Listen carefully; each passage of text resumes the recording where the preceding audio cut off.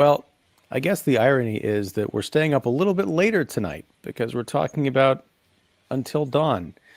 Now, I love that Katie, the blonde in front, Miss Katie Glidewell, you came prepared. You got some thoughts, and it's even down in your subtitle, Until Yawn. Am I right? Yes. Well, yeah, we'll get into it. I guess I should have put up the spoiler banner before I announced your your subtag there. But no, so we are Earth's Mightiest Critics. I am Ian Simmons of Kicking the Seat. We have Katie Glidewell, the blonde in front, and also Mark the Movie Man Krawcheck of Special Mark Productions and the Spoiler Room podcast. And we are here to talk about the latest video game adaptation. Now, I have been on kind of a video game and just game high in terms of movies that have been coming out in the last few years because we're sort of in a gaming renaissance. People are saying it might overtake the comic book movie as sort of the pop geek genre of the new millennium or whatever the hell we're in. I'm all for it. I think they're fun, except what is it about horror movie or horror video game adaptations that just bore me to tears? Watching Until Dawn, I had Silent Hill flashbacks from 20 years ago almost. Can you believe it? And yeah, you'd think that a horror video game that would be just a layup in terms of making something cinematic, because these games often have things in them called cinematics, the cutscenes between the player involved action. But there's just some kind of a disconnect that I don't think they've cracked. So we're going to get into all of that tonight. This is a PlayStation movie. That was my first surprise when sitting in the theater. I'm like, why are all these video game images coming out? Oh, that's right. Now, unfortunately, this was a film, and maybe I should have known better, but I was excited to see because I watched the trailer and it very much looked like a Groundhog Day kind of premise where these kids go to a cabin in the woods and there's a creepy hourglass with a skull on top and it keeps rotating and they have to live the same night over and over again. But according to the trailer, it's not the same night. It looked like they were going through different genres of horror films, like a mad slasher. There's a demon possessed girl. There's creepy crawly bug things. I thought this is an interesting idea for a horror movie.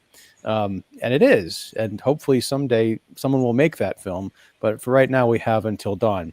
So, Katie, since you're not burying the lead, tell us, what did you think, high level of Until Dawn? I keep calling it Until Dark or Before Dawn. I can't get Before the Dawn's right. a completely different part of a different type of movie altogether. So that was that trilogy. That's before sunrise, before sunset, and before. I think there was a Before Dawn was the third one. Yeah. Oh my god. Are you talking about the Richard Linklater movies with is it Before Sunrise is the last one? Yeah, which is kind of the same thing. Totally. I would get all these confused with those Richard Linklater films. Thank God you guys talked me out of it, because I was really like, yeah, this is the Ethan Hawke franchise. No, it is. It is. Yeah. Let me just say for the record, I would kill to see Richard Linklater make a version of Until Dawn, and I'd also kind of kill to see David F. Sandberg direct an installment of the Before trilogy. So let's swap them. Something interesting has to happen, because Lord knows it didn't happen here. But yeah, we're gonna get spoiler banners. Katie, go ahead, please. All right, Ian, kudos to you for basically saying what my little cinematic mixture would have been in this film. It's like if Cabin in the Woods and Groundhog Day made a movie, it would be Until Dawn. The main thing, and I do not watch trailers, so I didn't really know anything about this. I knew that from what people were saying, it's supposed to, everyone is very excited. It's supposed to be a film, where they go into this place, and then each dawn or each night, it's going to be a different horror genre. And I'm like, that sounds amazing.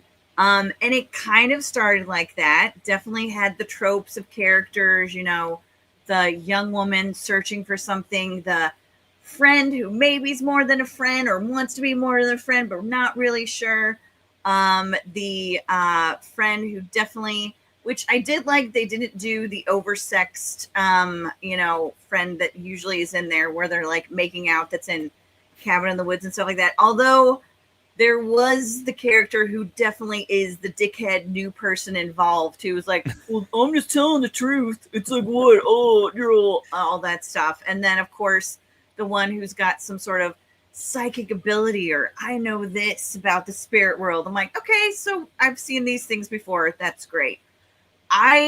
Again, Cabin in the Woods, Groundhog Day, I thought this was it. Spoiler right away. As soon as you see Peter Stormare, it's like he's the bad guy. If anyone did not think that he was a bad, it's like, you're famous. I know your face. You're in 18 jillion things. You're going to be the bad guy. And that was like, okay, well, not really a surprise there. Also, when you mentioned Silent Hill, the fact that his name is Dr. Hill. I didn't even put that together. Yeah. Yeah, I was like, wink. Oh, it's like, oh, is this what's happening? Cute. But my thing was like, when I was watching it, first kill, great. Second kill, great. But we're talking spoilers and all that stuff. My thing is, and you mentioned it, when they had the hourglass, I just looked and I was like, why don't you guys just break the hourglass? It seems like the hourglass is the thing controlling every night. So just break the hourglass. That seems like the number one thing. But the main thing that I'm going to say is, was a disappointment to me is that, I mean, not to quote South Park, but where is the movie montage? This had, I mean, especially with a Groundhog Day kind of prospect to it, I would have loved them to have. I mean, they sort of went in that when they showed, was it Ben?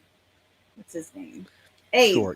When they showed Abe's phone and they were trying to like, no, we've been here 15 nights and stuff like that. And he had the videos and stuff like that.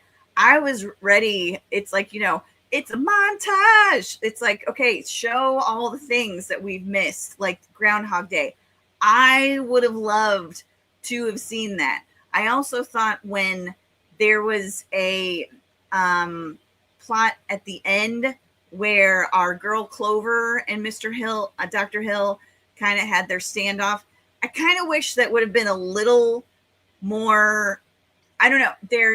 It's like anyone who has not seen the film, there's a thing where if you drink any of the water, you basically blow up, which was amazing. It was. That was fantastic. The first time. The first time, yes.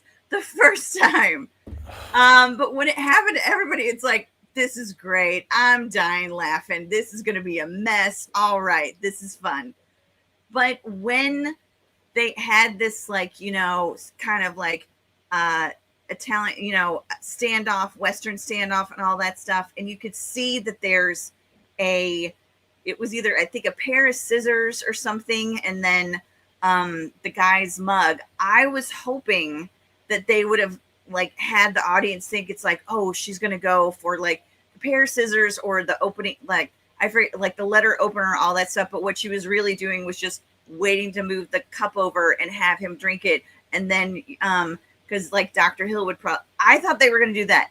No, they just went for the obvious thing that it's like, yeah, she's just going to move the water over and let him do that. I'm like, okay, that's a choice. That's a choice you guys made. And sure. I don't know. I thought the cast was great. A lot of the practical effects were great. The production design and all that stuff, but it just, I don't know. I just wanted more for some reason. I cannot believe that people saw this from 7 to 7. Like, that is a lot. Good for you. I would have. I mean, it was fun. I actually know someone in California who did it, and I was like, "Holy crap! Look at you all over the interwebs and all that stuff." Did they stay awake the entire time? They stayed awake the entire time. They made it from 7 to 7. I guess they were actually very close to winning that $5,000 prize, you know, and all that stuff. But I think this is a film that was fine. It's not, I mean, I wanted more. I guess when I found out about the premise and was seeing stuff, I thought it could have been more. I definitely feel like this isn't going to be the last one we see. I mean, I can see this definitely being a franchise, especially with the way they led up to the end. And I do think that all of the actors did a great job with their characters. But yeah, it's like when you've got a legend like Peter Stormare. But I will say this, when he came on screen, I immediately wrote down, it's like, you know what?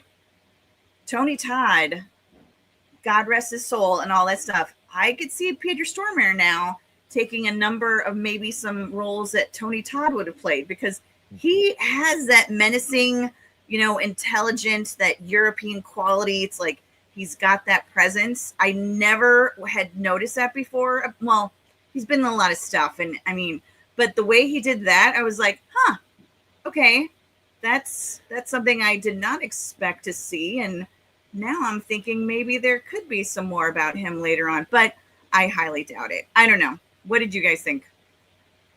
Well, there's a lot there. No, sorry. A lot to come back to. Remind me about the water thing. But Mark, tell us about your experience Until Dawn. Well, I'm fully meant to do my minute review, but I just didn't get around to it, and I don't know if I will get to it. I was going to say that's the degree of apathy that this movie inspires. You can't even get a film critic to do a 1 minute review about it. Well, no, I was trying to think about it. My son and I came out of it, and it was very there. It's there. I mean, it's one of those two where I wasn't too familiar with the video game. My son was a little bit more, and I reading up online as well. They made the classic mistake with a lot of video game adaptations. They're not trusting the source material.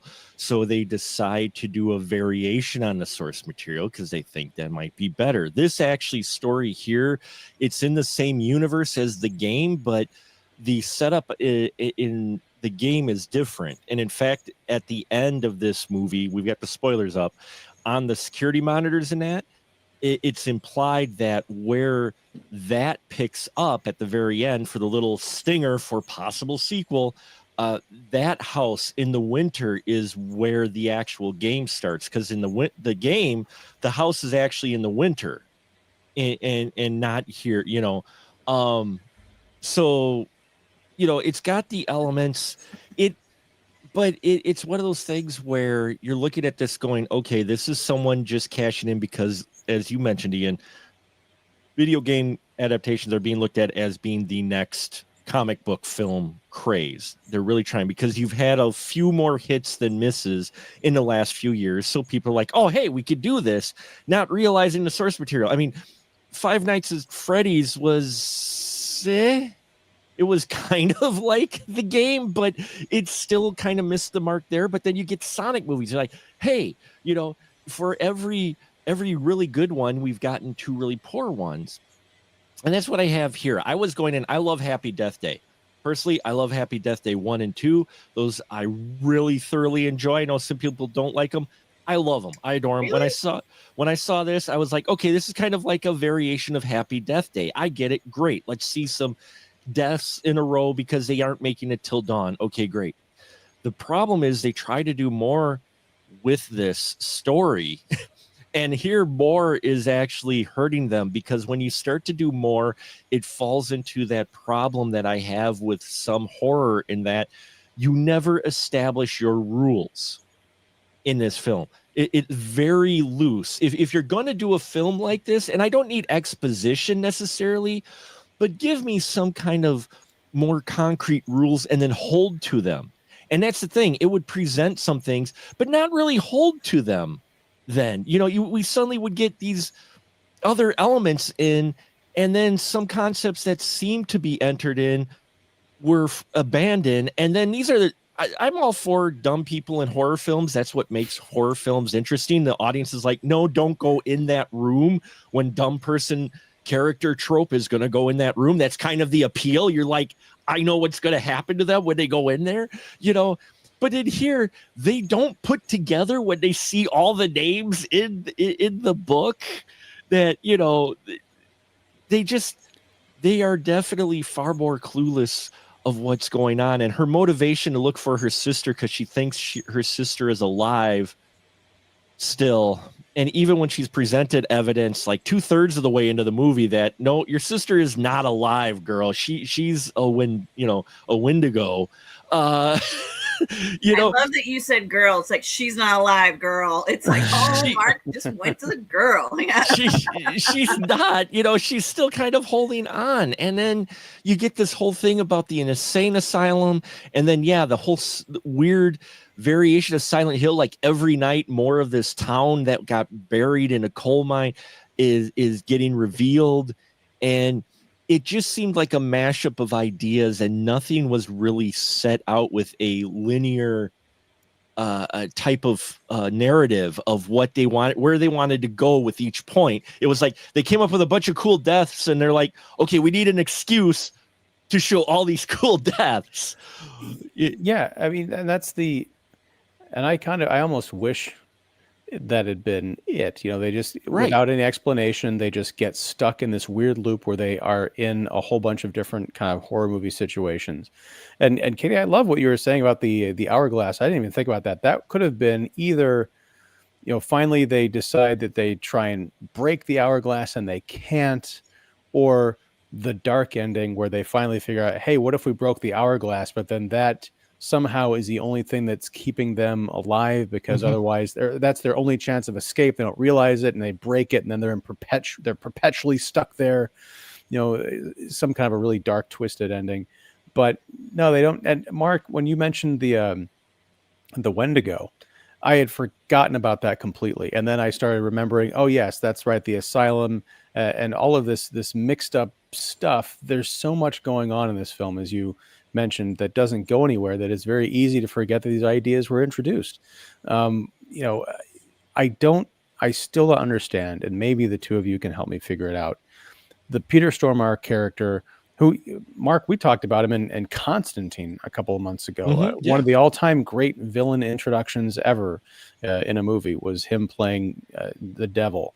And it's like a little 8-minute scene. It was just so unforgettable. And in this movie, you're right, he shows up as the guy at the gas station, and you're like, okay, he's coming back, because you don't he's not an anonymous enough kind of character actor where you go like, oh, I recognize that guy. You're like, no, I know that guy is from big movies, big parts, and they didn't just get him for a side part. But I didn't expect him to come back as a psychiatrist or a mad doctor who is experimenting using this house and this hourglass to study and conquer fear. What was he doing? Help me. He supposedly was using it as an experiment in fear and trying to understand it in a bit of a sadistic way. I think that was his supposed motivation. But how? Like, how did he get the hourglass?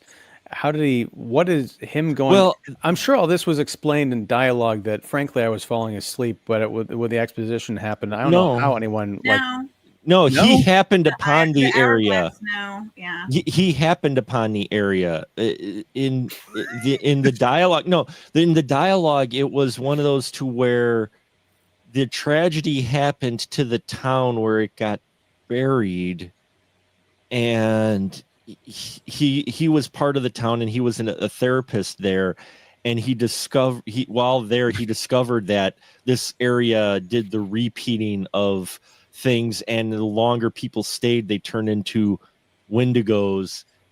And I think, you know, that's what's implied. But the thing is with him, and that would almost work. I'm like, okay, I get it. This guy was here. He discovers this anomaly, and he kind of goes a little cuckoo, but decides to try to use this, you know, from an approach of studying fear by doing really mean and nasty things, and just acting as an observer until the very end when we get his literal Ming laugh. He didn't pick up the ring, and no, and this time he just, you know, you have the monitors show up, but it's like, oh wait, so now he's a spirit now, and was he always? I mean, you know, I don't know. Was he a ghost? Like the monitors? I started having flashbacks to another Keanu Reeves movie, The Matrix Reloaded, and it was about that time in the same part of the movie where it's like, okay, we need to dump a whole lot of exposition on you in this room with a bunch of TV screens, and you're going to be so distracted by what's going on with these TVs that you just miss all the exposition. But that's okay, because the exposition doesn't actually explain anything.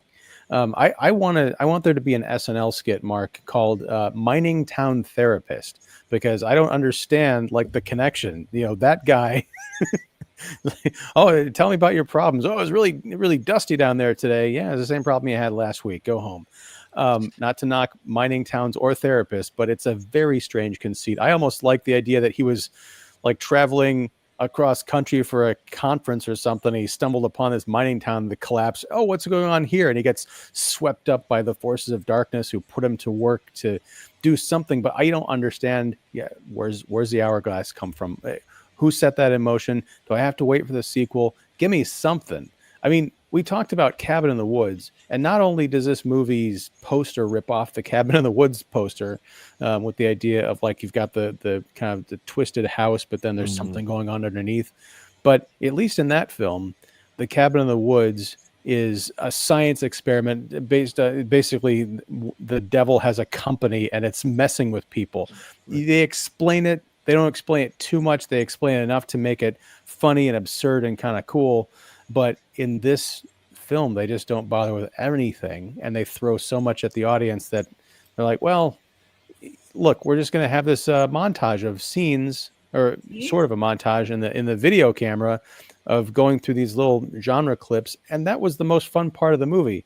But I was disappointed when I saw the bit where the bug is coming out of Clover's cheek and she's getting all veiny and dark. That was in the trailer. And I thought, oh, great. That's going to be an entire section of the movie involving creepy crawlies. And that didn't happen. Now, I said I'd get back to the water, and I want to. They wake up. They're in the bathroom. They figure, well, they can all hole up together in the bathroom. If they just stay still and ride out until dawn, then they'll be okay. But one guy's like, I'm thirsty. He goes to get a glass of water out of the sink, and almost immediately he starts coughing up something. It looked almost like maggots in his phlegm or something. So I thought, okay, these are parasites. But then he explodes, and it's just he explodes. There's no like, oh, he explodes and there's a million bugs coming out of it. I love that. I love that. It's like he just blows the F up.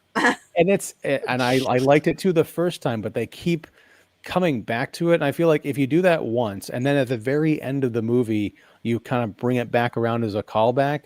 But by the time they're doing it like 3, maybe 4 times throughout the rest of the movie, you're like, okay, it's becoming predictable now, and it's not even interesting to look at anymore. It's not funny because, yeah, I just know, he's going to blow up. At one point, this guy, one of the kids, does kind of a bomb run towards the apparition of the dead sister who's come back to life and turned into a monster.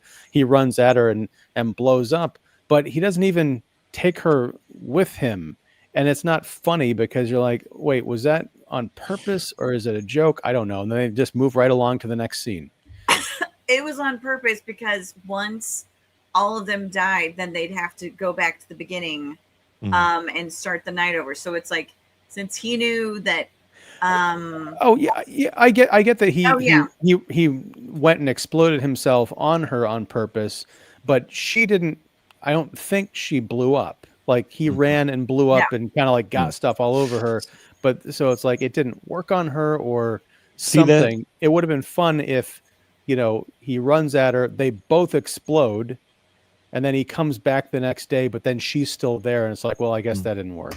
See, and that scene right there is a prime example of the mistake they make, because I didn't mind the exploding of each person. Once you see the one guy explode, you're just waiting for the others. But we have one person out of the group that doesn't completely explode. Her leg explodes and her body pops up, but she's crawling on the ground, but she doesn't completely explode. And it's like, it's not like, oh, she splashed the water on her leg and that blew up, or whatever. No, she took a drink like everybody else, yet for some reason she didn't pop like a balloon like everybody else. And it went down the wrong pipe, Mark. It didn't work the same way. But that's the inconsistencies that they have in here. Again, I think more is actually less in this film. I think if they would have gone, I didn't even need an explanation. I think if they would have gone and it was just a cursed location, where you have to they figure out they have to try to survive till dawn. They put it together that way, and they go through it, and they're dying in different ways. And as they go along, she learns more about her sister and realizes that if they don't eventually get out of here after so many days, they may fall into the same fate as her sister, or have her sister appear as a ghost and explain something. I know, something that way. You didn't need therapist guy in here. You literally could have just did this movie as a cursed place where you're stuck in this loop until you survive till dawn, and then you can get out. Nothing wrong with that. Very basic, straightforward. And then you could focus on more of the deaths and the repeat, and maybe get a little explanation of what's going on, but you don't need a whole lot. It's just, okay, clock turns, people got to live till morning. That's all you need. And then creative deaths and maybe a little explanation along the way. You don't need the town angle. You don't need Mr. Therapist. You don't need even the Wendigo angle. It literally could just be a supernatural cursed spot of some sort that, they end up getting trapped in while looking for her sister, that they're led up to there by guy who, yes, they ripped off the gas station scene from Texas Chainsaw Massacre as well. And 1,000 other Texas Chainsaw Massacre ripoffs. Oh, the Harbinger lets them into where it's like, okay, yeah, you're the bad guy. Oh, yes, let's listen to the creepy man to tell us where to go. You're all going to die. Once you do that, you're all going to die. He's a Speedway Crazy Ralph. That's what it is. I do not think he's telling you a very happy-go-lucky location. You're going to die. So that was obvious. Yeah. Well, I mean, here's the thing, Mark. I understand what you're saying, and I agree on one point, but then I disagree heavily on another point. The point we agree on is, I think what you're saying is it's a very simple concept, and it can be done very well. Where I disagree is, you said that horror movies are built on, dumb characters, or characters who aren't overthinking things, so they are easily led into dangerous situations and creatively killed off. And that's, I agree, that's fine. But now, where we're at now, I need something more than that if I'm going to leave the house. Sure. Like, I was so bummed after this movie that I'm like, I can't believe I left, got in the car, drove to the theater, paid, $15 to see this movie, and now I'm going home, and now I got to do a show about it. Now look, I love talking to y'all, but it's just it was a psychic effort. I think we are talking longer and in more depth than I thought we were going to about Until Dawn. I don't frankly think the movie deserves it. So my point is, this would be fine as like a direct to video or direct to streaming movie that I could easily turn off once I realize where it's going. But if you're going to put this out in theaters, I think there needs to be something more, especially if they're like, oh, we're trying to ride the video game movie craze. Mm-hmm. If the sloppy stuff like this keeps getting out, then it's going to end up in the same rut as the comic book movie. Mm-hmm. What if that you turn this into like a Truman Show kind of a thing, but for video games? Like, you've got these people who are in this horror video game, but they don't know it. And you can have Peter Stormare's character show up as the gas station guy, but then maybe he shows up in another one of these realities as someone completely different. Mm-hmm. You don't know exactly. And perhaps you keep it fresh by sometimes he's helping them, sometimes he's hurting them, sometimes he's the big bad, sometimes he's the hero, and they're like they're his sidekicks or something. Just play with it, get creative, turn the movie itself into a game. And at the end of it, I just felt like I had lost. I can see that. And what I think is very interesting is that each one of us is talking about different aspects of the film. It's like, if they had done this would have been really good. Or if they had done this, and it's like, like I always say, I go in with no expectations, but every time when I was seeing something, it's like, okay, you guys are basically a 5-person Scooby gang.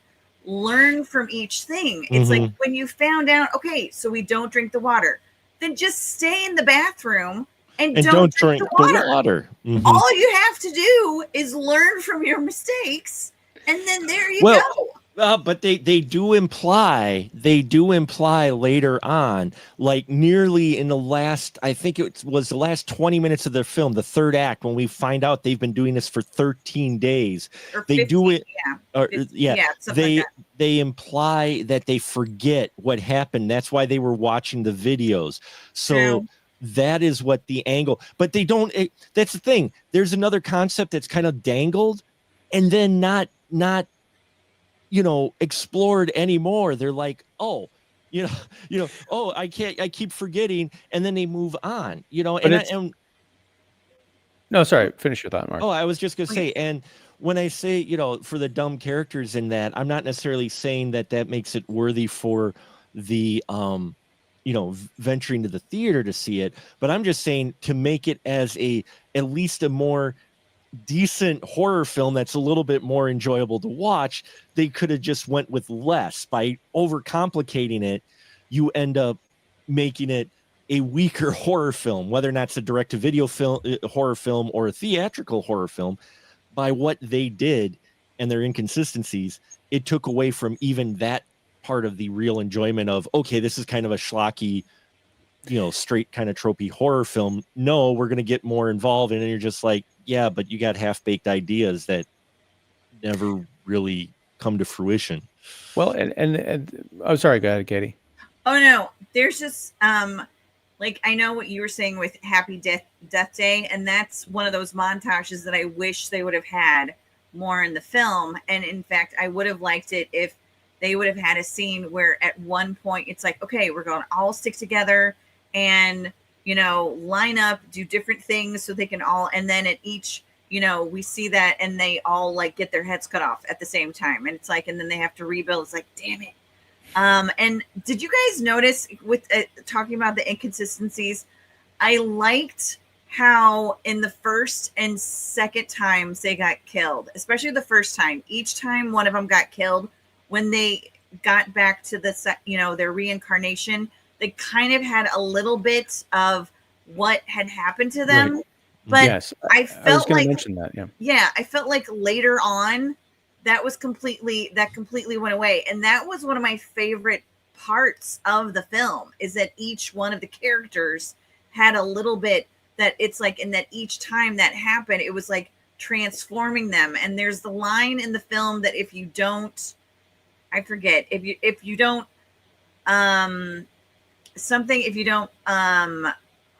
win the game, you become the game, or something like that. Yeah, you become part of it. Yeah, you become part of it. You become a Wendigo. That's how all those Wendigos got there with those creatures in the woods. And that was because those are all people, including the Clover's sister. Yeah, they couldn't escape, so they became Wendigos. But which is hilarious because we're watching these characters and they're on their 13th or 15th day and they haven't changed physically at all. You would have thought, okay, if they're starting to change more and more, they would start looking more and more mutant or more, like you said, Katie, more and more like the other Wendigos that we saw in the movie. But we don't. They still look like their good-looking selves on day 13 or 15. well, right. That's the thing, like Megan's hair, like she's getting bald patches. It's like, right. Hey, again, yawn. Really? Been there, done that, girlfriend. Like, that's not that big a deal.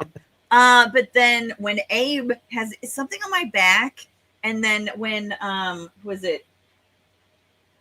Oh, that's right. He did turn the a-hole boyfriend. When Nina, he's like, it's something on my back, and he lifts up his shirt, and you see those like little, like almost tentacle things going up his spine. She's like, yeah, no, you're fine. I'm like, that I really wanted. I think if they had a little bit more comedy in it too, that would have been something more to stand out. Because it's like, look, this sucks. You guys are in a hellscape that no one wants to be in. And each time it's like, I would like to, they bolted up the doors, they bolted up the windows. Someone's standing by the door. If somebody like, okay, this is what we're going to do and all this stuff. And then like some gross sludge comes in and just like basically melts somebody down. It's like, okay, so now all the four of us need to die because we have to start this day over because obviously this isn't going to work. I would have just, I don't know. I think if they would have had some more funny stuff, because I keep thinking of Cabin in the Woods, and, they did, I mean, some of those creepies people, with the mask that was trying to be kind of like a Jason character.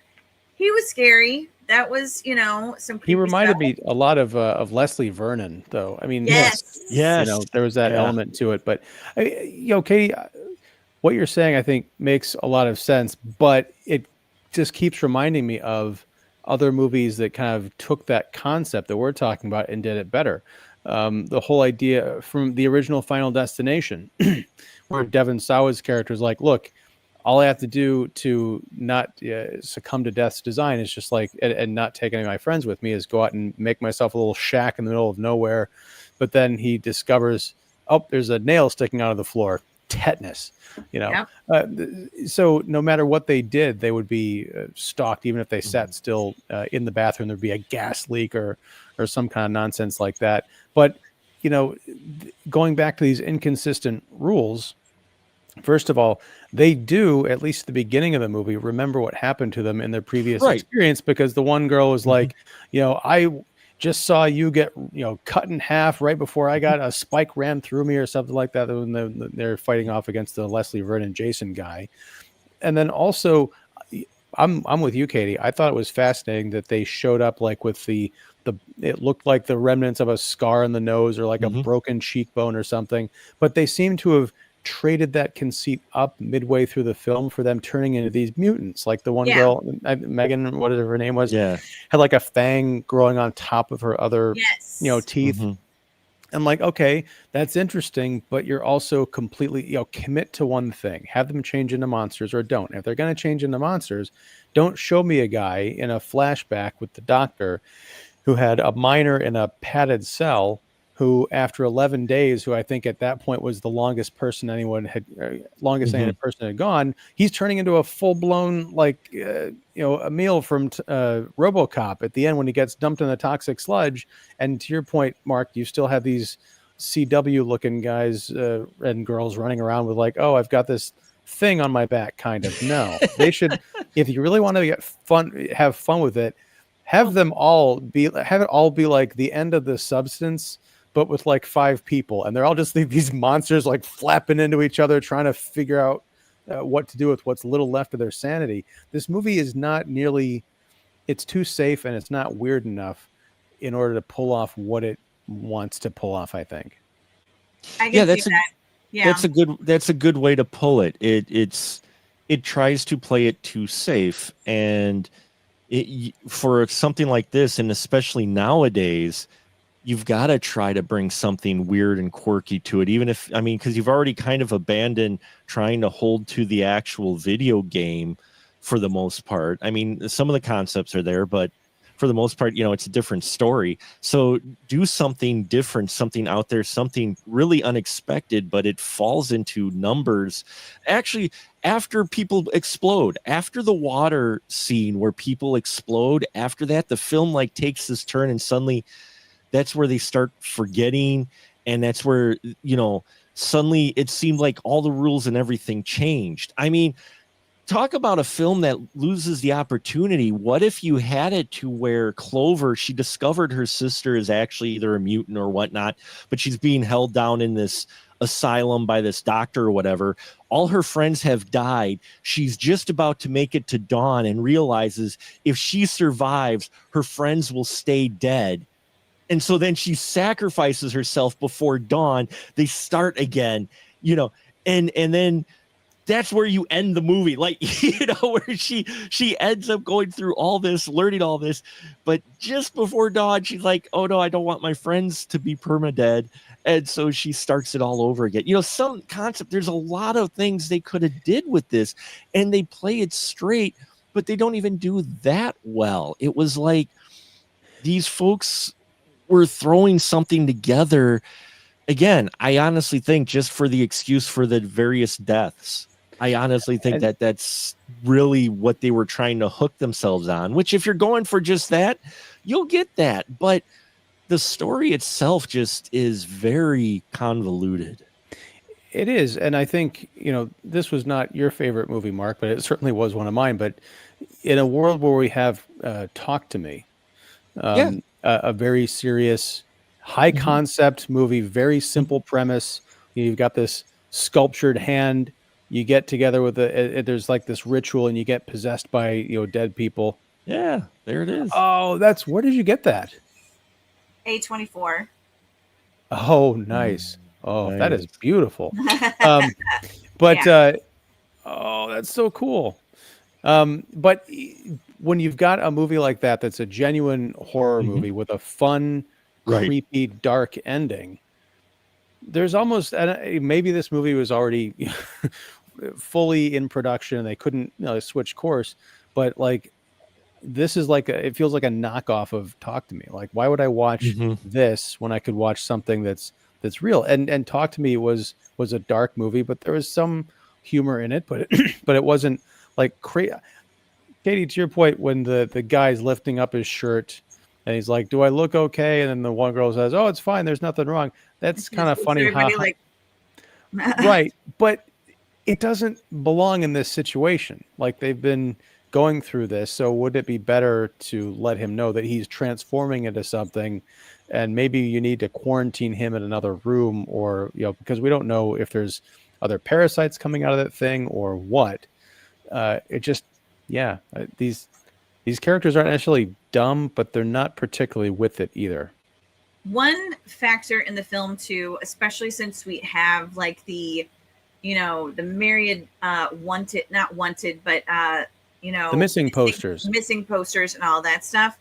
Did you notice that shouldn't there have been like itty bitty little wendigos or creepy things going on, because they had a number of kids and they also had that voiceover. It's like, I just wanted to play and I don't know where my mommy is. It's like, okay, then where the hell are you, kid? It's like, it's not like you grew up. I don't know. I just felt like that was a missing, because I mean, nothing's creepier than creepy kids like that, especially when you're already in a hellscape. It's like, ugh. No, that's a great point. And also, I forgot there was a whole segment where another house pops up across the street, and there's a witch inside who uses her oxygen mask to like kill Clover in one of the scenes. Tries I'm to like, possess her. Actually, it possesses her. Yeah. Right. And then But they it have turns- all those masks. I'm like, ooh, oh, I like this. Like, look Because at then that. I like those designs. Like, that's cool. And that didn't really go. I mean, yeah. Because then I started wondering, because those masks kind of looked like the version that our serial killer Jason guy was wearing, except it was all messed up in the front. So I'm like, okay, is the witch doing all this? But no, it turns out after all of this, this movie is an hour and 47 minutes long. And I'm convinced that the reason it's so long is because they throw so much stuff at you that they almost had to pad it out so you wouldn't stop and think, wait, wasn't this movie about that? No, I thought it was about that. I thought it was about this. Because when you find out it's a creepy doctor who was doing something with a collapsed mining town, you're like, what the hell's going on with the witches? Was he programming that too? And none of this is connected. It's just his fever dream. I still don't understand how this works, because something that you touched on, Mark, the whole idea of sacrifice. At one point, the doctor makes an offer to these kids. He's like, okay, 4 of you can leave as long as one of you dies for good, right? How is he able to pull that off? What meta strings can he pull to assure that these 4 people will stay dead? Does he have the power of God now? I don't know, and the movie doesn't care. Well, Ian, he's a doctor, so I mean, he has very special. He went to Satanic medical school, and I'm sure, like for his thesis, he said, you know what? Here's my example of how I make a hellscape. I then, study the fear that each time these people die. He's a doctor, so I don't think if you're questioning the doctor, I come on. He graduated top of his class at Pentagram State. Yes, exactly. See, Hellscape University, home of the demons. Woo woo. And it's one of those things where I almost thought they were going, and it would at least been an interesting angle, going to where a lot of this stuff was being manifested by her. Because they dig into, he talks about trauma and exploring trauma, and that was his gimmick. That's why he's here, is he's exploring how trauma's affecting the psychosis of these people that are slowly turning into Wendigos, not by his hand, but he decides to take advantage of it and explores this angle. And he's talking about trauma and trauma with her and trauma with her mom dying and that. And I was like, oh, are we leading to kind of a lot of this is manifested by her specifically, you know, whatever this supernatural focal point is. When she arrived, it energized, you know, I'm like, that would have been something, but they don't do that with this. Yeah, I'm like, they mentioned the trauma thing and how he's exploring it, and then that was it. That's all in that little pocket, and then he blows up because she snuck some water into his tea. Mark, I would have liked. I personally liked the Iron Giant Slender Man when Abe and Nina were trying to drive away in this like horrific rainstorm, and they see the Slender Man's like, back up, back up, back up, back up. I'm like, oh, where's this going? It's like, I would have liked to have seen if like maybe they just would have gotten everybody in the car and tried to do that again. And like, you know, if there are a couple more times that would have happened, to see what would have happened if like a giant thing would have like just stomped the car and killed everybody at once. Or I don't know. I just feel like there was little things that, again, I just really wanted a montage. All I'm thinking about is like, it's a motherfucking montage. It's like, but I didn't get that. So that's what, when I see this like Groundhog Day thing, all I wanted was a giant montage of like people dying, and dying. But yeah, the main thing is like, as soon as I saw that hourglass, I just thought, break the hourglass. That's all you have to do. You don't even have to, just break it. But well, apparently I'm the only one. I would have survived. Well, Katie, I mean, they didn't even try. To your point, like even if they tried and they discovered it couldn't break, then that's something that they can move on with the rest of the movie. It's 2 seconds. But no, you brought up the giant in the dark and the rain that kind of like peers out them with this glowing eyes, and it's struck, lightning kind of reveals its shape. It's very much like The Mist. Mm-hmm. That's a cabin in the woods, almost like a sequel moment, because you could see someone's panicking, like, oh, they figured out they could actually leave. Quick, we need something, and they just punch something up with a computer to manifest this giant to scare them back into the house. That would have been interesting. But Mark, again, we're just going to spend the entire rest of this hour rewriting this movie. I know, that's what. But Mark, what you're talking about with the sister, because this is another angle that we've seen 100 times. We saw it in the Evil Dead remake, kind of, with the people going into this cabin with the troubled girl is almost like an intervention, trying to like help her get past her trauma. We do that with Clover and her sister. But imagine if our Dr. Hill was an actual therapist who took charge of this disturbed young girl, and he discovered that she had powers, almost like Dr. Cruz and Tina from Friday the 13th, the New Blood. Right.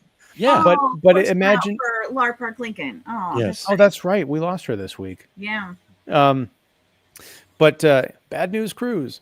But imagine if it was a genuine doctor-patient relationship, and she could manifest things, and he ended up getting drawn into this world of horror.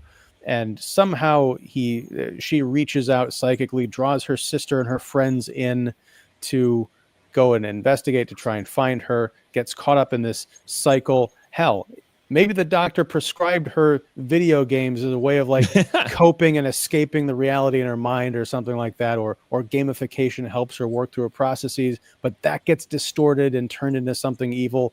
And then you have the plot of this movie. It's clumsy, but I much would have rather explored something weird and nonsensical like that, rather than we've got 20 movies. We're going to put a quarter of each of those into this movie and see if we can make it to credits. Forget it. Until Dawn should be called Until End Credits. Well, and it's also like when they do the flashback of Clover and Melanie and all that stuff, and everything that Clover has succumbed to in the year that Melanie's disappeared, as Abe very crudely and rudely says, it's like, well, why don't we just sacrifice Clover? Because she already tried to kill herself twice and all that stuff. And it's like, and Nina's like, what? Shut the hell up, dude. It's like, and plus Abe's only been a part of this group for 3 months. So one, that's a lot of information that you are privy to. Hunky sir, even though you're not kind. 2, that's also such a dick thing to say. And when Nina does what she does. And I'm like, okay, yeah, dude, you deserve that, all that. But when you see the flashback, you know, because Clover is so distraught, it's like her mom died, her sister left, and all that. And you see the flashback, it's also like, dude, Melanie, you're kind of an asshole. I mean, this is your baby sister. You just like, yeah, I gotta go. I'm in my little dress. Bye. It's like, well, what about the necklace? You keep, okay, bye. And I'm like, yeah, I don't know why. It's like, I get it. Your sister's, Clover. You obviously have this connection with her, but also she's an asshole. So I'm sorry that you like had to put your friends through this. And I'm sorry that because of her, and you know, she didn't, it seemed to be just on her own. She didn't have any friends, I don't think, that went with her. It was just her, you know, to do this little adventure and all that stuff, which, like, hi, warning, that's always a bad sign. In any film or reality, it's like, no, I've seen way too many like missing things, like, and that's the last she was ever heard from. But yeah, I just wish there would have been more. I don't know if there would have been some sort of tender moment between Melanie and Clover. And I'm like, okay, I get it. Like, you guys have this bond. This is why you're doing it. But it's like, yeah, from what I gathered, Clover and Melanie's mom died. In fact, she was sick and Clover's taking care of it. Melanie just hightailed it out of there. She didn't seem to really like have that great relationship that Clover seemed to have with her. And then, you know, Clover got all of her friends involved to try and find her. I was like, I wanted to like Melanie more, but then when I saw that, I was like, yeah, you're just an asshole. So now I don't like you at all, and you just wasted these 5 kids' lives. Like, thanks, dick. It's not like, sorry, sponsors. Sorry. Maybe it's the caffeine. I'm just. Whoa. It's also like, though, not like this is their first venture out to look for her sister. They've been doing this for a while with the conversation we get from her friends. They've been going out to various places trying to explore where her sister's been for the year since her sister walked out. And you're like, you know what? I get sister bond, but give a little more motivation. Say something like, oh, they found a will mom had and we could get the inheritance, but we both have to be there. And so that's why she's looking for her sister. You know, something, even that, a little more motivation or some other reason to reach her sister outside of, oh, well, my sister's been missing. She sent me, you know, a couple of these messages, but then I haven't heard from her. And I'm just like, she walked out on you and you just was like, okay, bye, sis. Oh, all right, really? you know, what about yeah, this necklace? Yeah, we got the neck, but yeah, okay, bye. And then spend the next year searching for her. And well, I'm and also like, having 2 suicide attempts in that year too. So then she had that recovery, and I'm like, dude, 1, you guys aren't very good trying to find someone. 2, wow, you really got to press Clover regarding this. And 3, I mean, yeah, where did you look that you were trying to find her? And then you finally, get to this place with Peter Stormare, who's very obviously evil. Okay, we are just going to spend the rest of the time rewriting this film, because what if you have everything that's happened and then it's revealed that at this location she had a psychotic break because she runs across the dead body of her sister, and so most of the movie is because of her psychotic break, and you kind of learned that, oh yeah, the reason a lot of the stuff is manifested, you get a flashback scene to where she's with her friends and they end up running across the body of her dead sister in the basement of this house, and she totally cracks. And all of this movie and stuff and the repeat of the deaths either was because of the focal point, say a supernatural focal point, or it's just, you know, she just went crazy and triggered this event at this like psychic hotspot or whatever, because they have a psychic friend and they never do anything with her either. Not really. She's like, oh, I've got the witchiness. Do you? Oh, you're not very good at that either. Yeah, the only thing they did with that was it seemed to make her susceptible to the segment where she gets possessed. But but that's way too much setup to have that just be for the one gag and like not use that anywhere else. And also she has the feeling, it's like, no, something doesn't feel right. Is that it? Is that your psychic power? Like, oh, I have allergies. Like, oh. But Mark, what you were saying, let's take that twist and make it to a French extreme. so that Clover has a psychotic break. And what we see is Dr. Hill is actually Clover doing all this stuff and then killing people. She's the one who is actually killing her friends over and over and over again.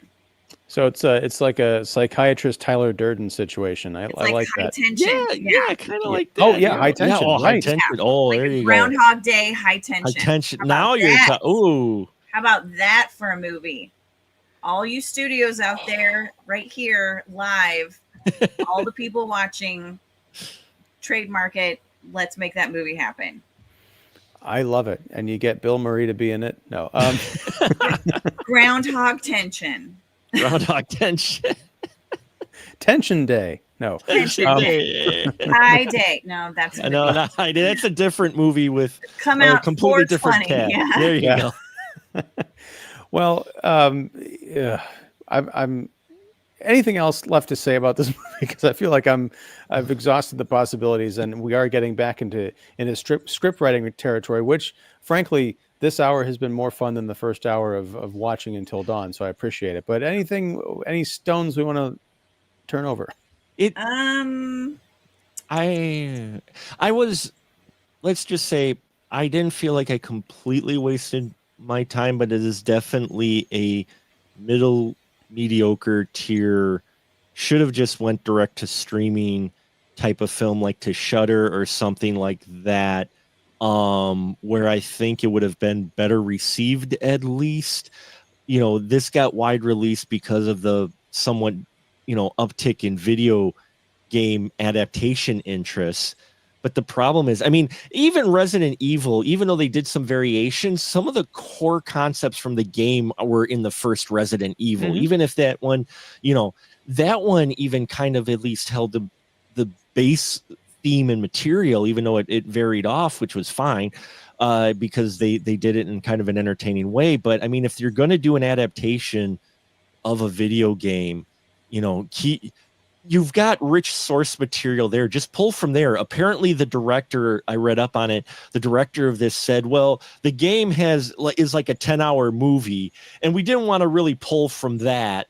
So he's like, because they did these scenes and such, and it's a long movie, and we just kind of, so it sounds like he took the concept, but he just wanted to do his own thing with it, from what it was, the gist of what I was getting, because they didn't necessarily want to replicate it. I'm like, no, you don't understand. Video games are now part of our zeitgeist. They are so ingrained in our culture now. They are part of it. And when people want to see a video game adaptation, they want to see the video game in live action. That's what they want to see. They want to see those core stories. You can do some variations, but at the end of the day, I mean, the reason Last of Us Season 1 was such a hit with the fans is because even if they did some variations, they knew there were some core scenes and some core plot points they had to hit, that if they didn't hit and that they didn't nail, they would lose the fans' interest in it. And they did that. Even though they varied on some of this story, they hit some core scenes in that movie, and they're doing it with Season 2 right now. So it's like, do that. But if you're not going to do that, don't call it this. This could have been any movie. This did not need to be a video game adaptation of Until Dawn. You know what? Honestly, Mark, when you're talking about that, I think what would have made this better is if it had been a series. Like if you had had each or expanded on some of those nights and the different kills and all that stuff. That actually sounds something that I would have watched and been a huge fan of. If you guys aren't familiar with the director's other work, he did both of the Shazam movies. He directed that. He also did Lights Out. I think he directed the short and the feature, if I'm not mistaken. Yeah. So the Lights Out short is fantastic. I love the Lights Out short. The Lights Out feature. Oh man. It's one of those core memories when I'm watching a horror film that I feel like should have been good.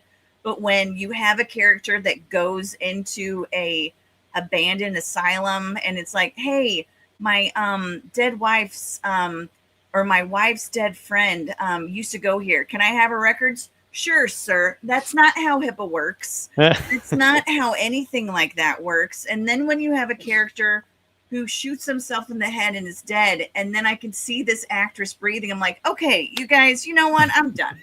I'm really done. So it's interesting that that feature came out in 2016. I do like Until Dawn better than that one. So I'll give it that. Wow. Yeah. Remind me to never watch the Lights Out. I watched the short, and the short still, like, that last shot still creeps me out whenever I go to, like, reach over to turn off my bedside lamp. I'm like, ugh. But that's the thing. The short and the feature, I feel like, are vastly, vastly different. But yeah, I do think that Until Dawn is better than Lights Out. And as I said in the beginning, I mean, the practical, the set design, all that stuff, those are great. The practical effects, fantastic. I didn't honestly have an issue with any of the actors and all that stuff, just that it was very obvious when, Peter Stormare comes in, you're the bad guy. Okay, that's it.